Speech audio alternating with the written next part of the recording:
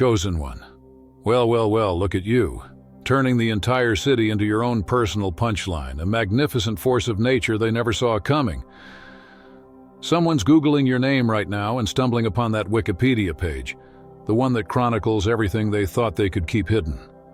The mayor, the police, the entire neighborhood. They all tried to break you, yet now they find themselves relegated to footnotes in your rise to legendary status. From day one, you sensed something was off. That gut feeling when the citation started rolling in wasn't paranoia. It was perception. They thought they were writing your obituary. But here's the twist they never anticipated. You were turning it into a comedy special. And the reviews. Stellar across every dimension. They held official meetings about you, complete with minutes and clear agendas. The mayor cleared their calendar to discuss a situation.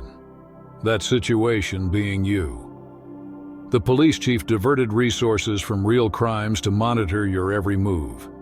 The neighborhood watch transformed into your personal paparazzi. And all the while, as they tried to build a case against you, you were building an empire out of their incompetence. Every warrant, every citation, every passive-aggressive notice from the HOA became a future asset in your hands. You understood what they didn't. Documentation is ammunition. And you were stockpiling not in fear, but with precision. This wasn't random harassment. It was coordinated, orchestrated, almost comically transparent. They had flowcharts with your name at the top, connections linking family members and departments, spouses in strategic positions, friends in enforcement roles. They thought they were being strategic. In reality, they were exposing themselves. Each move revealed more of their hand. Every coordination betrayed more of their fear, because that's what this was truly about. Fear. You embodied authenticity in a world of facades, truth in a system built on lies, power that came not from position but from presence. So you began documenting everything, not with a victim's energy, but with the methodical precision of someone who knows they're watching history being written. Every interaction became evidence. Every friendly warning that was actually a threat became an exhibit. Every mysterious envelope slipped into your mailbox became part of your collection. You evolved into a one-person intelligence agency, not for national security, but for comedy gold. Because absurdity, when pushed to its absolute limit, becomes art. Patterns emerge so clearly you could set your watch by them. Violation notices arriving just before holidays. Inspections scheduled during your important life events. Police drive-bys increasing whenever you seem too happy, too successful, too unbothered. You started predicting their moves before they made them. Watch, you'd tell friends. Tomorrow there'll be a new complaint. And like clockwork, there it was. Your ability to anticipate their harassment became almost supernatural, not because you were psychic, but because persecution follows a pattern, and you had mastered reading it. They escalated, each failure to break you driving them to more desperate, obvious, and ridiculous tactics. The mayor personally signing your violations. The police chief showing up at neighborhood meetings just to glare at you. Grown adults with real responsibilities turning themselves into cartoon villains without realizing you were writing the script. You weren't merely documenting their harassment. You were producing their downfall. You began noticing how their harassment was hurting them more than it was hurting you. The stress etched on their faces when you waved hello. The panic in their eyes when you pulled out your phone to record. They were cracking under the pressure of their own conspiracy while you thrived under the weight of their attention. The hunter had become the hunted, except you weren't even hunting. You were simply existing so powerfully that your presence became their torment. And then you did the one thing they never expected. You didn't fight back the way they wanted. You didn't get violent.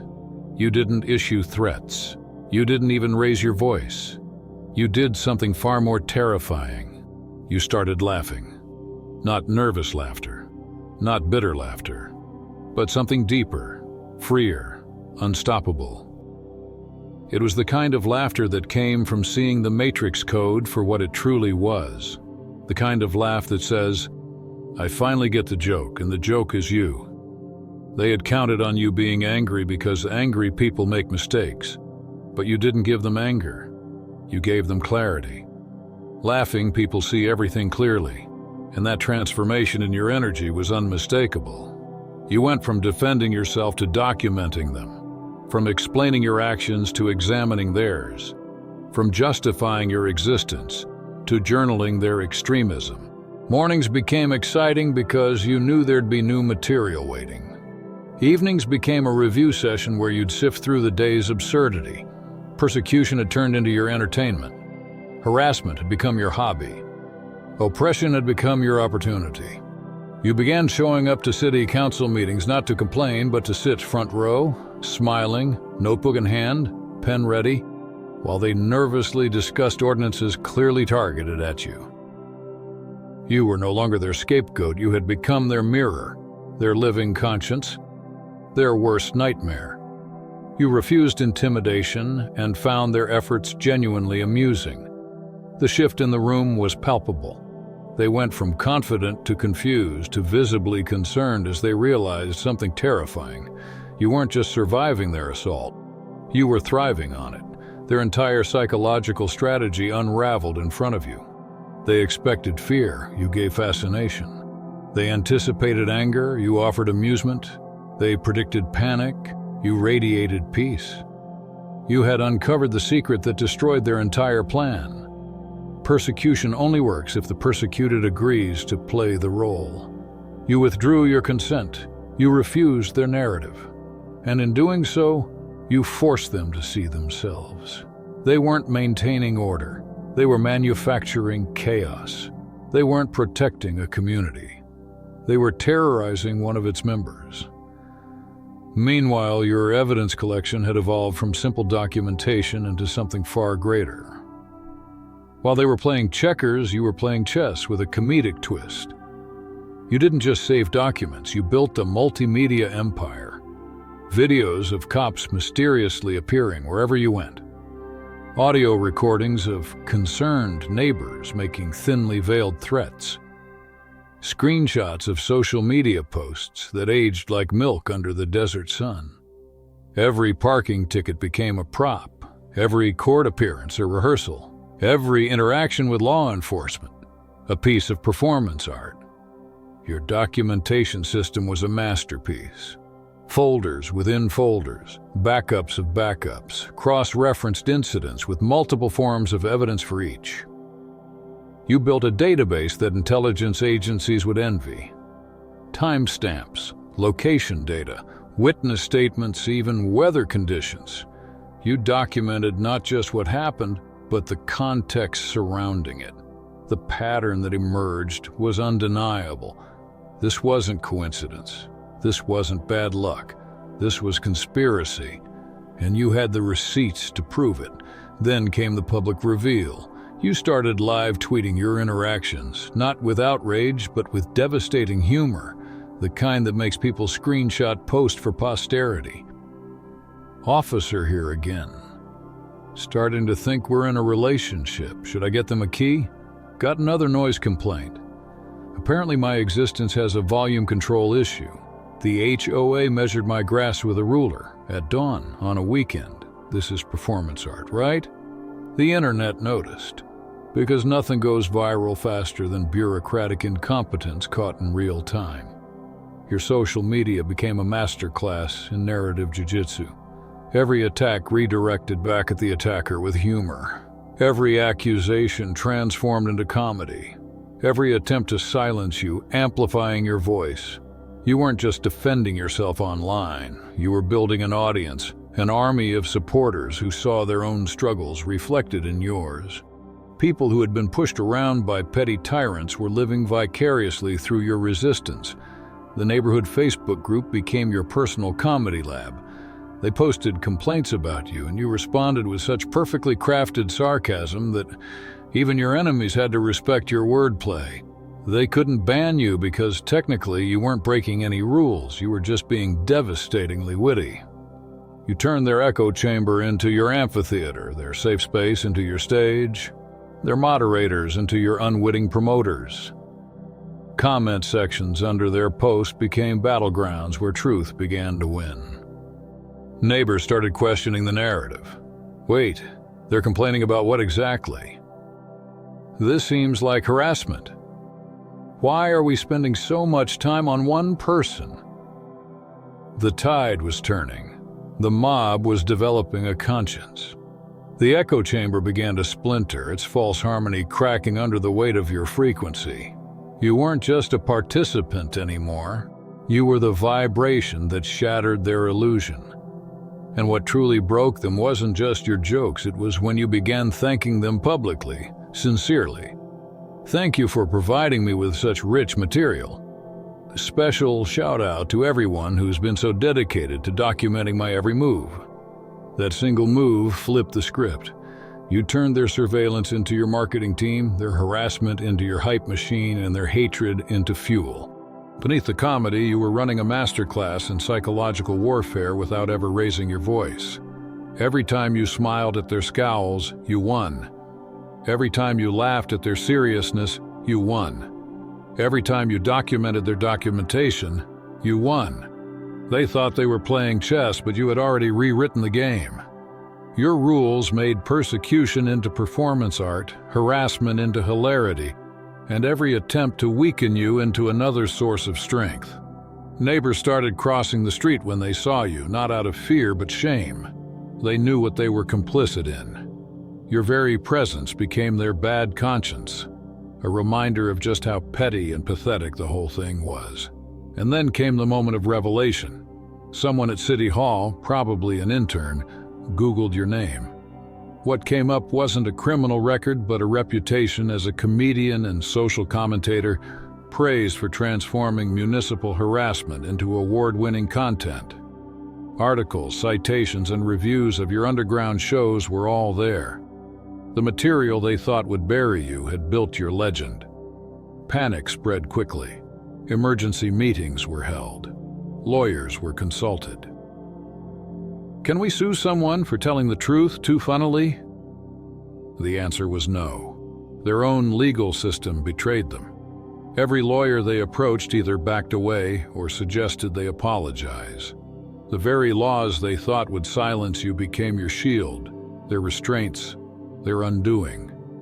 Freedom of speech turned into your blade, carving them up so precisely that academics began writing papers on your technique. You weren't just joking, you were creating history.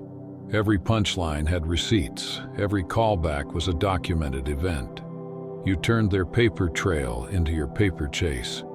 They wanted to drown you in bureaucracy, but instead you built a monument to their incompetence and people bought tickets to see it. Your underground shows became legendary. Small venues filled with people eager to watch someone take on City Hall with nothing but a microphone and a smile. The laughter wasn't just entertainment, it was witnessing a revolution disguised as comedy. The fallout was undeniable. The mayor's approval ratings plummeted, not because of scandal, but because you made them a recurring punchline. Their own family quoted your bits at the dinner table. That's when they realized they had lost something far greater than an election. They'd lost control of their narrative. You rewrote them from authority figure to punchline, permanently. The police department crumbled too. Officers uninvolved in the harassment started to distance themselves. Some even slipped you inside information about planned moves against you. The thin blue line cracked, the system fractured from within. Then came the final blow, your comedy special. It didn't just drop, it detonated. Citation needed was a complete takedown of an entire city's attempt to destroy you, only to implode themselves. Every joke came with evidence. Every punchline was punctuated by documentation. This wasn't just comedy, it was a lesson in turning oppression into opportunity. Even the trailer broke the internet. You, standing in front of City Hall holding a stack of violations, smiling as you said, "They gave me all this material for free. Least I could do is share it with the world." The special was more than entertainment. It was evidence submitted to the court of public opinion, each bit another charge in the indictment against them. You've become required reading. Your name appears on college syllabi across the country. Courses on civil resistance, social media strategy, and conflict transformation now teach your methods as a case study and breakthrough methodology. Professors who once would have dismissed you as a troublemaker now cite you as a pioneer. They thought they were erasing you, instead they wrote you into history. Law students study your case like a landmark precedent. The comedian versus the city, a definitive example of how institutional harassment can spectacularly backfire when the target has humor as a weapon and a spine forged from titanium. Kids in that neighborhood now look up to you.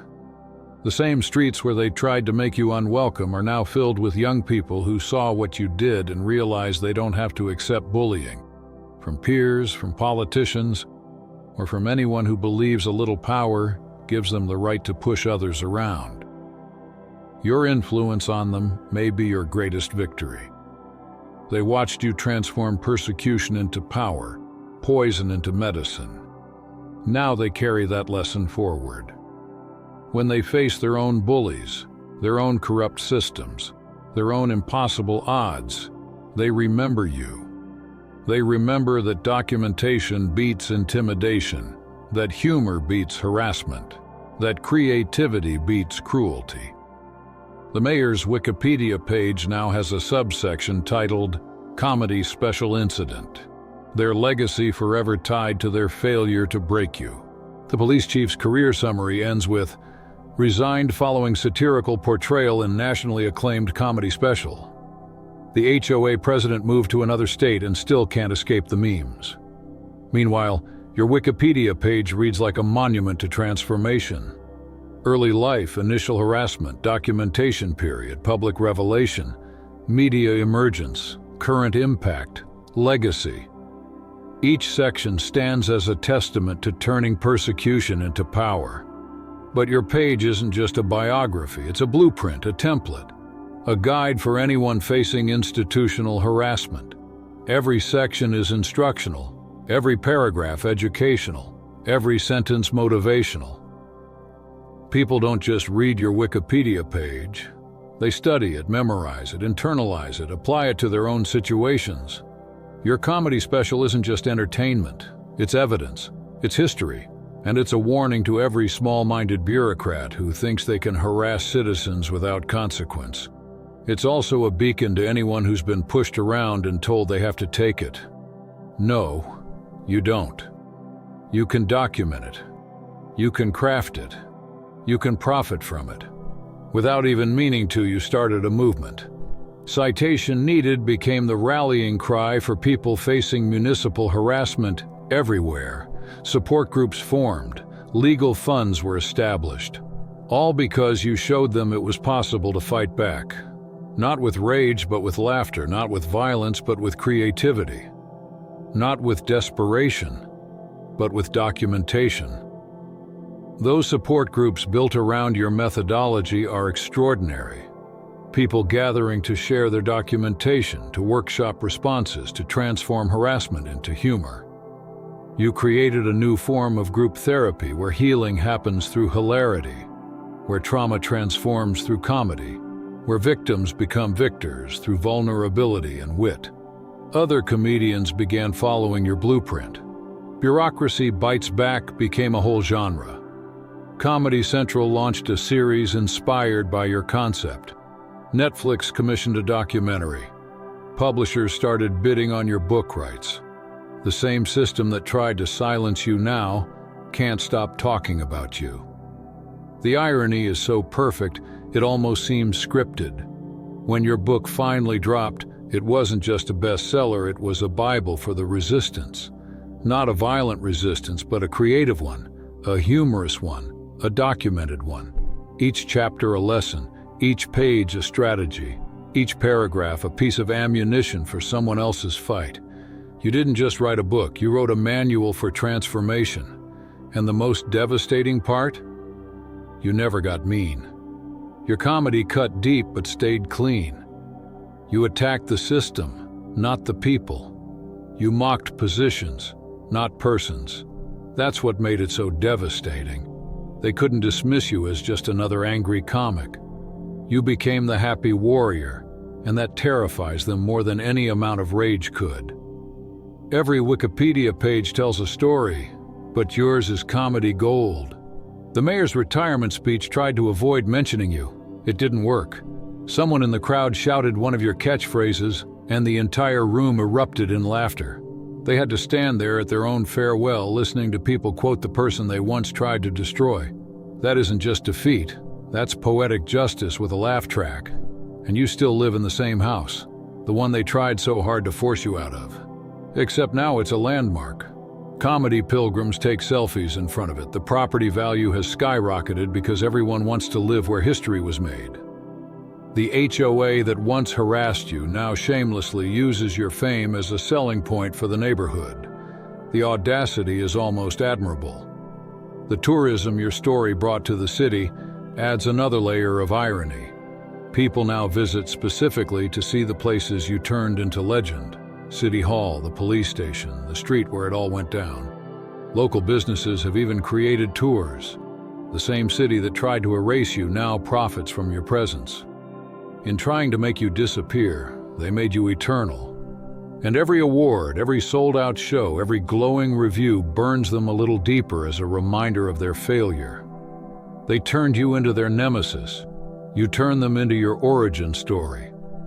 They're not the villains anymore. They're the setup to your punchline, and that punchline keeps paying dividends. But what this really means goes far beyond fame, money, or vindication. You prove something fundamental about power and resistance. You showed that documentation beats intimidation, humor beats harassment, and creativity beats cruelty. You rewrote the rules of engagement, and now everyone is playing by your playbook. The philosophical implications of your victory are profound. Power isn't about position, it's about perspective. Authority isn't about titles, it's about authenticity. Strength isn't about force, it's about endurance. You didn't just win a battle, you redefined what winning means. Law enforcement agencies now run training modules on the comedian effect, how targeting individuals can backfire spectacularly in the age of social media. City councils hire consultants to make sure they're not creating the next viral sensation through incompetence. HOA boards think twice before sending that nitpicky violation notice. You didn't just change your city, you changed how power operates in the digital age. Young comics study your approach like a textbook. How to find humor in harassment, how to turn pain into punchlines, how to document everything with an eye toward the eventual special. Comedy schools that teach your methods are producing a new generation of social commentators, not just comedians, but documentarians, activists, and transformers of pain into power. You didn't just create a comedy special, you created a movement, a school of thought, a philosophy of resistance. You didn't win because you were funnier than them, though you were. You didn't win because you were smarter, though that too was obvious. You won because you refused to play by their rules. They wanted fear. You gave them laughter. They wanted submission. You gave them subversion. They wanted silence. You gave them a standing ovation. And the cruelest joke of all? They could have left you alone. You were simply living your life, maybe a little loudly, maybe a little differently, but harmlessly. By trying to create your nightmare, they created their own. Every action they took to diminish you amplified your voice. Every attempt to erase you etched your name deeper into history. Your Wikipedia page grows longer every month. New sections added as your influence spreads. Political impact, cultural significance, legal precedents. Meanwhile, their pages remain static, monuments to mediocrity and the dangers of petty tyranny. Your page has become a living document of how one person can flip the script entirely. They wanted you to disappear. Instead, you became unforgettable. They wanted you to break. Instead, you became unbreakable. They wanted you to shut up. Instead, you got a microphone, a spotlight, and a platform that reaches millions. And the comedy special was just chapter 1. The book deal, the documentary series, the masterclass on turning harassment into art, it all keeps evolving. But more importantly, you've inspired a generation to document their struggles and find humor in their hardships. City halls across the nation now keep your picture on the wall, not as an honor, but as a warning. Remember what happened when they tried to silence the comedian. Municipal employees take ethics training that uses your case as an example of what not to do. You're literally a textbook case of institutional failure turned individual triumph. The training videos they watch feature your comedy bits as cautionary tales. Your punchlines have become their professional development. Your jokes have become their job requirements to avoid. And you're not bitter, that's what really gets them. You thank them in every interview. Without their harassment, you'd never have found your true calling. Without their incompetence, you'd never have had such perfect material. They didn't ruin your life, they gave you your life's work. They didn't just fail to ruin you, they made you. And that gratitude, that genuine appreciation for their role in your success burns worse than any insult ever could. The spiritual dimension of your victory can't be ignored. You've become living proof that the universe has a sense of humor, that karma doesn't always come as tragedy. Sometimes it comes as comedy. Sometimes the best revenge isn't revenge at all. It's success so profound that revenge becomes irrelevant. You didn't defeat them, you transcended them. You didn't destroy them, you transformed them into fertilizer for your own growth. So here's to the mayor who thought they were powerful, but were only positioned. Here's to the cops who thought they had authority, but only held badges. Here's to the neighborhood that thought it had numbers while you held destiny. They're all on your Wikipedia page now, not as victors, but as vehicles. Vehicles for your transformation, vehicles for your message, vehicles for your legacy. You can fight it with documentation. You can fight it with creativity, and you can win so thoroughly that your oppressors end up on your Wikipedia page as cautionary tales. Now your comedy special plays to packed theaters and streaming millions. Your book climbs bestseller lists. Your speaking fees exceed what any of them made in their entire careers. Remember this moment. Remember when they thought they had you cornered. Remember when they thought their coordinated campaign would break you. Remember and laugh. Because that's your superpower. Not anger, though you had every right to it. Not violence, though they pushed you toward it. Not despair, though they tried to drown you in it. Your superpower was seeing the absurdity in their abuse and sharing that vision with the world. And here's the invitation. They recognized the call. They stepped forward. They connected with others who understand their unique gifts and burdens. What's stopping you from manifesting the same? The synchronicities that brought them here weren't accidents, and neither is your discovery of this message. When souls of this caliber gather, the archons take notice. They fear our collective power. They know what happens when the truly awakened find each other. Join our weekly calls. Hear their stories firsthand. Share your own journey with those who won't dismiss or doubt you. The knowledge exchanged in our private channels cannot be found anywhere else on this plane. Click the link in the description below now. Extraordinary souls await your arrival. The question isn't whether you belong among them. The question is how much longer you'll wait to claim your place, and so here we are. Well, well, well. Look who turned the whole damn city into their personal punchline, you magnificent force of nature. The mayor, the cops, the entire neighborhood tried you. Now they're on your Wikipedia page, not as heroes, but as footnotes in your success story. And you're not just on Wikipedia, you're in history, you're in hearts. You're in the Hall of Fame reserved for those who turn their worst into their best, their persecution into their purpose, their harassment into their legacy. They came for you with everything they had, and everything they had wasn't enough because you had something they didn't, destiny. And destiny always wins. It just takes time to document the victory properly. The mayor thought authority meant power. You showed them authenticity was power. The cops thought badges meant respect. You showed them integrity earns respect. The neighborhood thought numbers meant strength. You showed them truth was strength. Your victory reverberates through dimensions they can't even perceive. Every comedian who chooses truth over comfort cites your influence. Every activist who chooses humor over hatred follows your blueprint. Every person who chooses documentation over retaliation applies your methodology. You didn't just win your battle, you changed how battles are fought. Welcome to your Wikipedia page, Chosen One. It's a bestseller in the cosmic library. The reviews are stellar, the citations are extensive, the impact is immeasurable.